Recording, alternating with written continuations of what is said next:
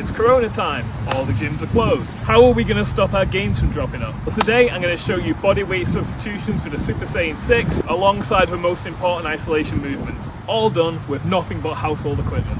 Stick around.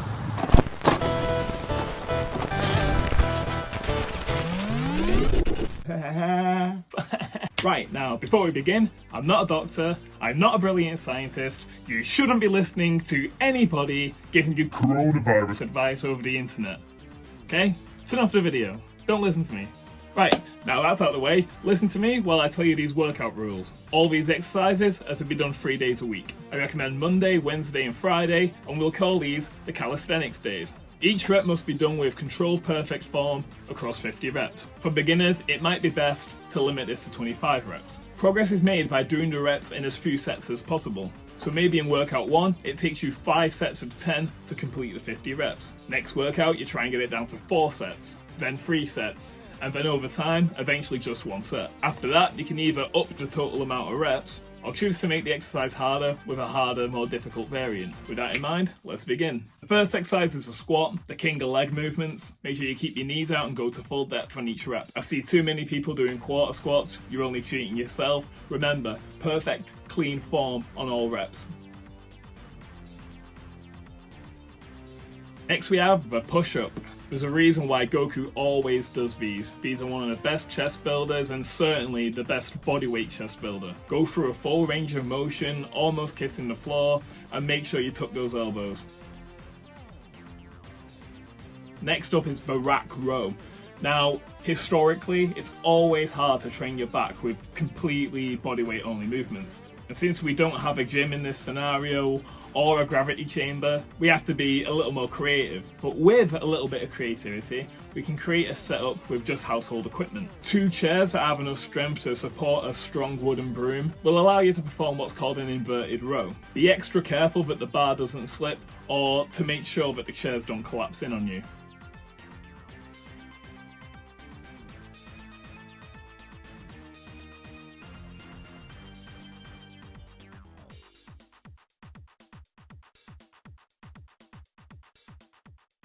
Next up, we have our deadlift replacement, the bodyweight good morning. You can also replace this with another hip hinge, such as the hip thrust. I don't really mind. If you're doing this movement correctly, you should feel a stretch right at the back of your legs, aka your hamstrings. Be sure to remain strong and stable throughout the movement, just like Theresa May. And when done properly, these should build a nice set of hands. So next up is the dip. A great exercise for the chest, shoulders and triceps.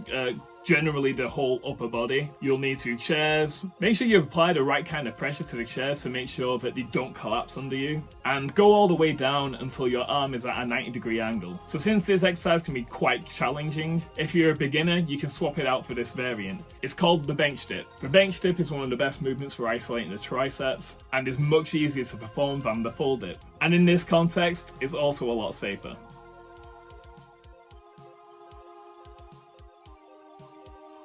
Next up is shoulders, Tien's favourite muscle. Now, historically in my bodyweight programs, I'd always have the shoulder movement to be something like a handstand assisted push-up against a wall. But as I mentioned earlier, I want this workout to be possible for anyone of any skill level to do. So for that, I'm cheating a bit, and we're going to include some side lateral raises. Find an object that's relatively light. For me, I used a milk jug, and lift your arm up to the side in a slow and controlled manner, feeling the tension on your shoulders. And once you get 50 reps in a single set with perfect form, I want you to try to look around for heavier household objects. For example, my friend, Mad Hamster Costumes, used a water cooler. And what's cool about using a water cooler is that it could be overloaded over time by using water or other household objects to make it heavier.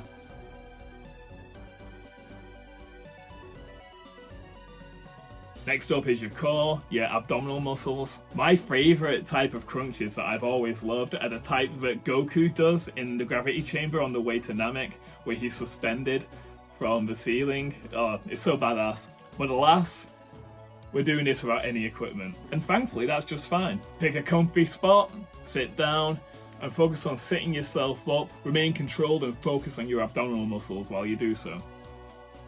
Now my idea for biceps is basically trying to use something that you can place weights on either side of, like a power pole. If your power pole provides enough resistance on its own, you can stick to that, Or you can try doing one-armed variants, but for those of us without a power pole, a broom handle should do just fine. Tie shopping bags on either end to overload them over time to add a bit more tension, and you've basically just made a bicep curl bar. So the last muscles we want to train are the calves. Firstly, grab yourself a small raised object, I used a brick, and press yourself up with a pause at the top and the bottom of the movement. It's especially important to pause your calf raises because basically, if you use too much momentum, you completely take the tension out of the lift. And when you're using bodyweight exercises, tension is the thing that you have to go for. So, if we weren't to use any equipment, that's the sum total of our calisthenics days. However, if you're lucky enough to have some equipment, we can do better.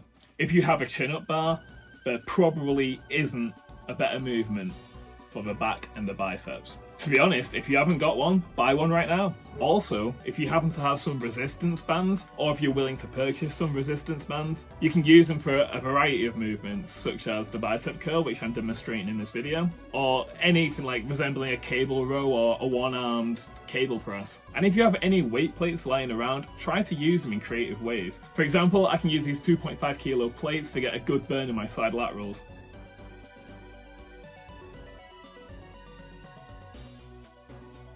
So that's the bodyweight training part covered.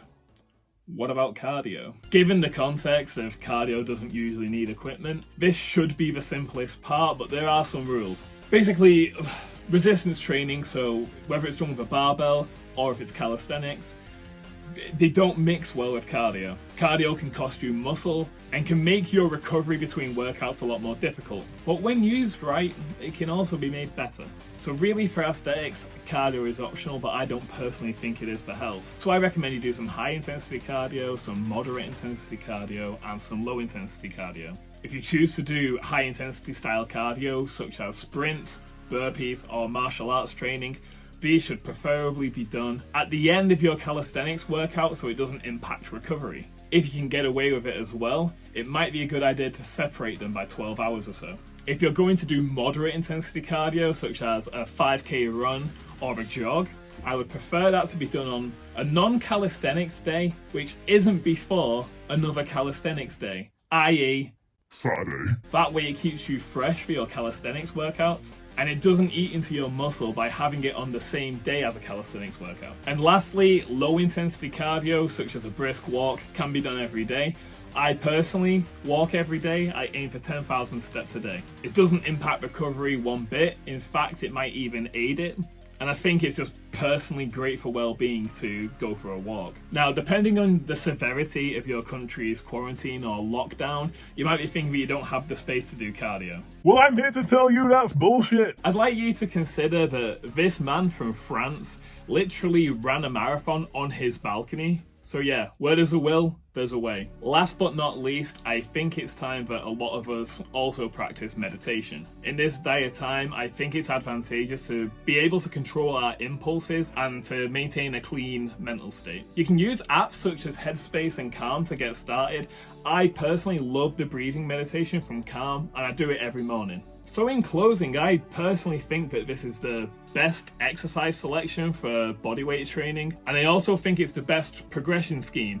And since I stole that progression scheme from Arnold Schwarzenegger, I think if anyone's going to know about fitness, it's Goku and Arnie. The most important thing is that you realise that all of this is temporary. You know, if we all just take some deliberate action to do our bit in the world, to be more shonen, this will be over before you know it.